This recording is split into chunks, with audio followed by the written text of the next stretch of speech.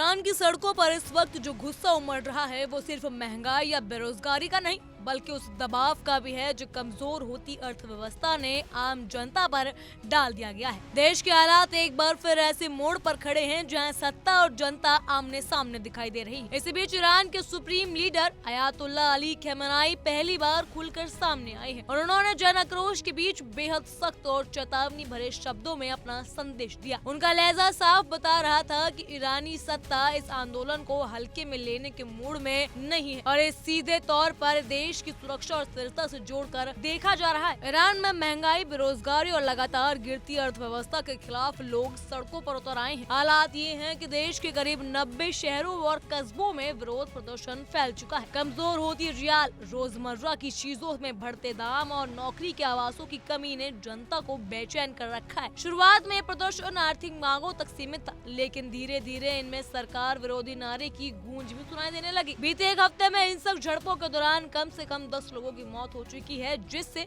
हालात और ज्यादा संवेदनशील हो गए हैं। इसी पृष्ठभूमि में सुप्रीम लीडर खमेनेई का बयान आया है, जिसने ईरान की राजनीति और समाज दोनों में हलचल मचा रखी है। खमेनेई ने साफ तौर पर प्रदर्शनकारियों और दंगाइयों के बीच फर्क करते हुए कहा कि शांतिपूर्ण तरीके से अपनी मांग रखने वालों की बात सुनी जा सकती है, लेकिन जो लोग हिंसा और तोड़फोड़ कर रहे हैं उन्हें किसी भी तरह की बातचीत का कोई मतलब नहीं करे जाएगा। उन्होंने दो टूक शब्दों में कहा कि दंगाइयों को उनकी जगह दिखानी होगी और इस मामले में सख्ती से निपटा जाएगा। उनका ये बयान एक तरह से सुरक्षा बलों को खुला संकेत माना जा रहा है कि सरकार पीछे हटने के मूड में नहीं है। खमेनेई ने सिर्फ चेतावनी ही नहीं दी बल्कि इन प्रदर्शनों के पीछे विदेशी ताकतों का हाथ होने का आरोप भी लगाया। उन्होंने कहा कि कुछ लोग विदेशी सहायता और पैसे के दम पर सरकार और इस्लामिक रिपब्लिक के खिलाफ माहौल बनाने की कोशिश कर रहे हैं। खमेनेई ने अमेरिका और इजराइल की ओर सीधा इशारा करते हुए कहा कि दुश्मन देश ईरान को अंदर से कमजोर करना चाहते हैं, लेकिन उनकी मंशा कभी सफल नहीं होगी। उनके मुताबिक ये सिर्फ आर्थिक संकट नहीं बल्कि देश की संप्रभुता के खिलाफ एक साजिश भी है। ईरानी नेतृत्व का मानना है कि इन प्रदर्शनों को हवा देने में बाहरी ताकतें सक्रिय हैं और यही वजह है कि सत्ता इसे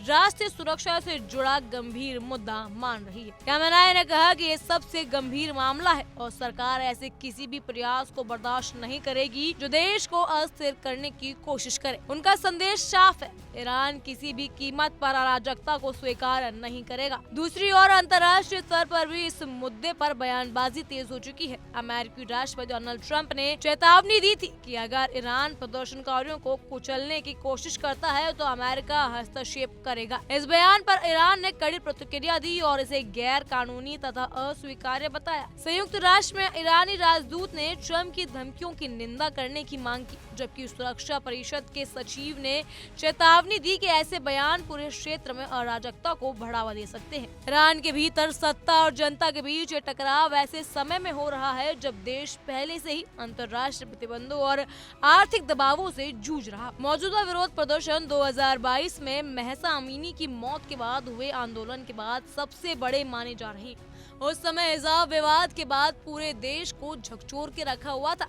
और बड़े पैमाने पर विरोध देखने को मिला था। हालांकि मौजूदा आंदोलन अभी भी इतना व्यापक नहीं है, लेकिन जिस तरह ये लगातार फैल रहा है उसने सरकार की चिंता बढ़ा दी है। आज ईरान एक बार फिर ऐसे मोड़ पर खड़ा है जहां एक तरफ जनता की आर्थिक पीड़ा है और दूसरी तरफ सत्ता की सख्त चेतावनी। खमेनेई का संदेश साफ है कि ईरान किसी भी तरह की अराजकता या विदेशी दखल को स्वीकार नहीं करेगा। सवाल यही है कि आने वाले दिनों में ये जन आक्रोश किस दिशा में जाता है और सत्ता इसे किस तरह संभालती है, क्योंकि ईरान की सड़कों पर उठती ये आवाजें सिर्फ विरोध नहीं बल्कि देश के भविष्य की ओर इशारा कर रही है। बहरहाल इन सब पर आपकी क्या राय है हमें कमेंट सेक्शन के जरिए जरूर बताइएगा। फिलहाल के लिए इतना ही। तमाम खबरों के लिए फॉलो कीजिए इंडिया डेली को।